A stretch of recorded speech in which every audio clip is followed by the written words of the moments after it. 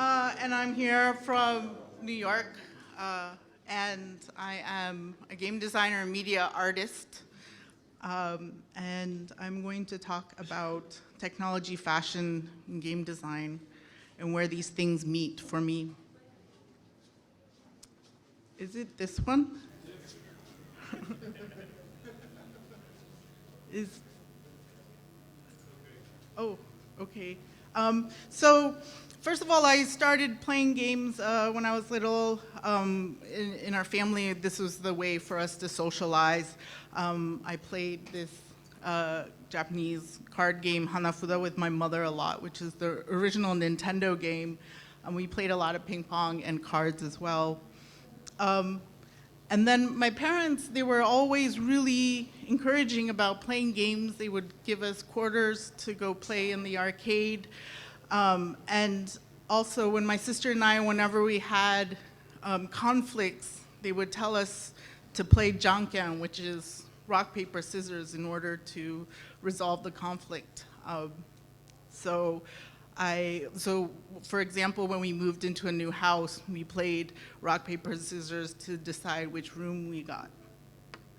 And then with the same sister, I would go play arcade games a lot, and we'd play games like Pole Position, Pac-Man, and a lot of other games. And what was interesting was like the social environment that these games were in, not just the games themselves. So again, it's always kind of, different kind of games have always represented a social experience for me. And then I first started learning how to code on a Commodore 64, where I made a Space Invaders clone. This was when I was in elementary school. And I also hacked my first commercial electronics. We had a standalone Space Invaders game, and I didn't want my parents to know that I was playing it. So I opened it up and I snipped the speaker wires. And also another thing that I was interested in was fashion and costume design. This is Jean-Paul Gaultier's from The Fifth Element. He's one of my favorite designers and also costume designers. But eventually I became a fashion designer, and that's what I did before I started making games. So in 2005, when I went to graduate school, I put all these things together, these three things: technology, games, and fashion. And I made my first sort of wearable game, which is called Hit Me.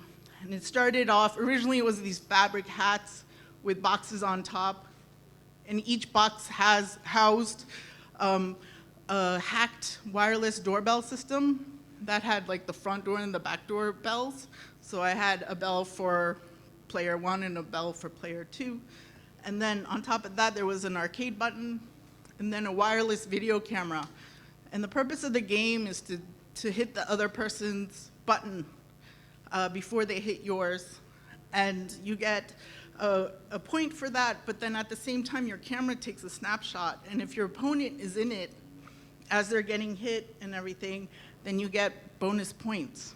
And all this like gets projected onto a wall so that spectators can watch, and all the snapshot shots get archived.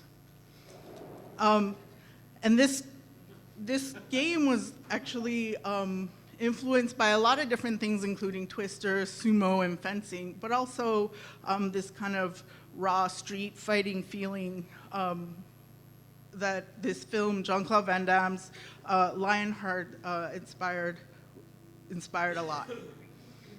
And so what you would get is a very like physically interactive game here. So again, it wasn't just about this digital experience, but a larger experience. And a social one too. This is what this game is about, and this is what a lot of my games are about. In 2010, I made a game called Merrimack 5000. And rhythm games had been really popular, like Guitar Hero.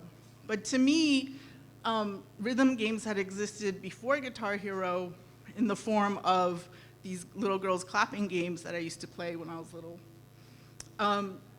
Little girls clapping games are essentially about accuracy and timing. And that's exactly what the current day rhythm games are about as well. So I started making some controllers, trying to make like this, trying to reintroduce the game, the little girls clapping games, as sort of a metal kind of game. And I created some costumes for that. I used the Arduino. I assigned each glove a unique voltage ID, and each glove switches really fast between sending a voltage ID and receiving one. And what you get, this happens so fast that what you get is an almost simultaneous reading of which gloves are coming into contact with which gloves. And then that's compared to an XML master sheet that has timestamps in the correct clapping combo, and it constantly is comparing that and then scoring. And again, this is my goal of this game, is to open this little girl's game up into a game that other people can play also, face-to-face. And currently I'm working on a game that's called Hotaru Lightning Bug Game, work in progress. And I was inspired by games like Eco and sort of the relationship that people have with their avatars when they play games. I started thinking about, okay, well, what happens when you start dressing like your avatar? So you start wearing costumes. And then what happens when you embed electronics like sensors and things into those costumes? And then suddenly you can, have gestures like the character. You can act out things that you won't normally act out. And you can think of it in other ways. You can see these worlds converging together, like with cosplay and LARPing. And I was very influenced by samurai movies and sort of when the good guys are surrounded by the bad guys, sort of the last stand that they have. And these sort of intense relationships that can be created from cooperative experiences like that. And so it's a two-person game, and each person has a very distinctive role. One person is a person who collects power, and the other one shoots power. And for the technology, I use Android phones and yo-yo boards, and they're all wirelessly talking to each other to software that's on my laptop using open sound control.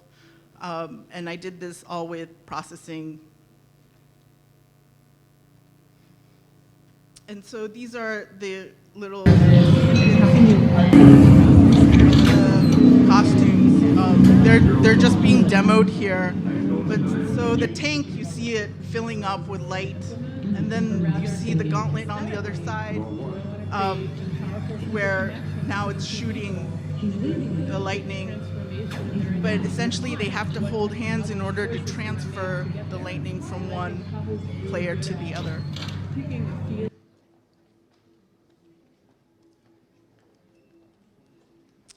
So really, again, I make other games, but a lot of my games are around the intersection of these three things that were seemingly unrelated in the beginning of my life, but have come together to create games, certain kind of games.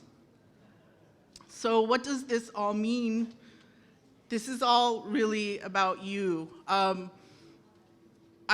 I want to know, like, what are the seemingly unrelated things in your lives, and how you can bring them together, perhaps during this game jam, and all the different ways that you can tie things together in your life, in your unique life.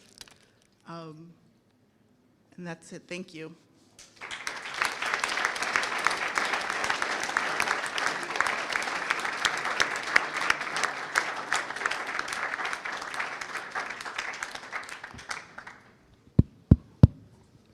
Is there any question?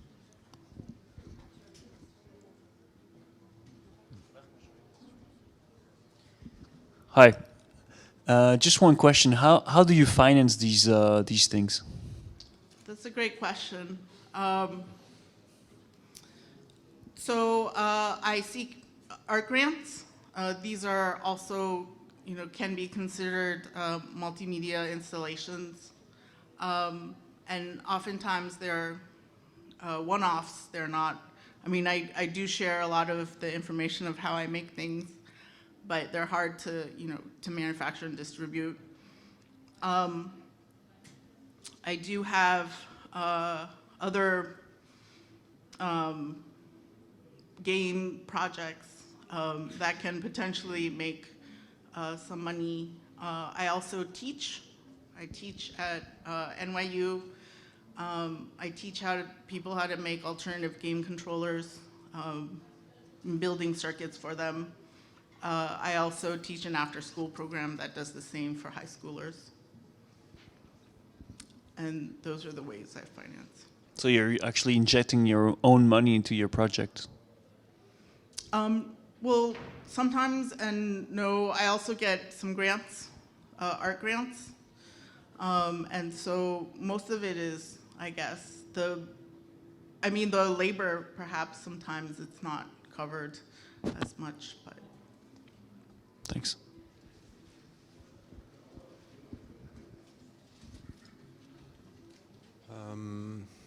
Hey, do you happen to know a game project, or it was probably more an installation that was touring around the world a few years ago called Kick-Ass Kung Fu?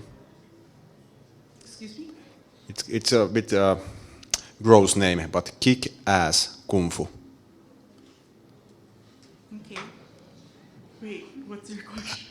No, I just that are you familiar with that? Because I see many similarities in your project and that project. I was just curious. Oh, no, I don't think I've seen it. Okay, okay, Maybe you can show it to me afterwards. sure.